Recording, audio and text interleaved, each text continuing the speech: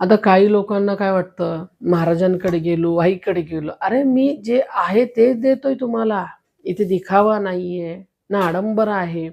इथे काही मी लिपस्टिक लावून बसलेलो नाहीये. मेकअप करूनही बसलेलो नाहीये. जे आहे तसंच आहे तुमच्यासमोर आणि तसंच बोलत आहे तुमच्याबरोबर. आता हल्ली काय झालंय, गुरु, काय मोठे-मोठे गुरु म्हणे, काय मोठे-मोठे ज्ञानी पंडित म्हणे, मोठे-मोठे संत म्हणे, लिपस्टिक लावायला पाहिजे, है ना?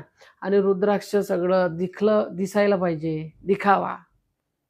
देवाला दिखावा नको. देव जसा आहे तसा तुमच्याशी बोलतो, तुमच्याशी संवाद साधतो. दिखावा कोणाला पाहिजे? मनुष्याला. मी आहे असा आहे. मी असाच तुमच्याबरोबर येतो, असंच बोलतो. आडंबरा कोणाला पाहिजे? मनुष्याला. देवाला नको. देवाला तू कसा आहे तसा ठीक आहे. तुझ्यात बदलाव आणायचा असेल तर कशात आण माहिती आहे का? तुझ्यात आचारात, विचारात, तुझ्या धर्मात, तुझ्या संस्कारात बदलाव आण. सत्याने राहा, सत्याने वाग, सत्याने बोल.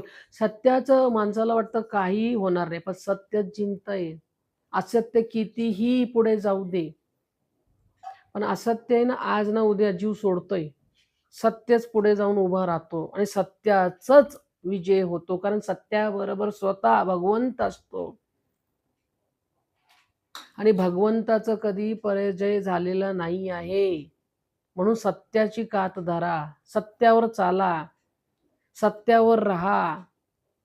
कोण तुमच्याबद्दल वाईट करत आहे, करू दे, कारण त्यांना त्याचा दुष्परिणाम भोगावा लागेल. तुम्ही पाहणार. त्याला श्रद्धा, सबरी पाहिजे. सगळ्यात मोठा आहे तो. श्रद्धा ठेवा, सबरी ठेवा, आपल्या देवावर विश्वास ठेवा, कारण देव कोणालाही अंतर देत नाही, कोणालाही धोका देत नाही. जिथे देव आहे ना, तिथे कोणाचाही पराजय होत नाही, कारण देव साक्षात तुमच्यातच विराजमान आहे.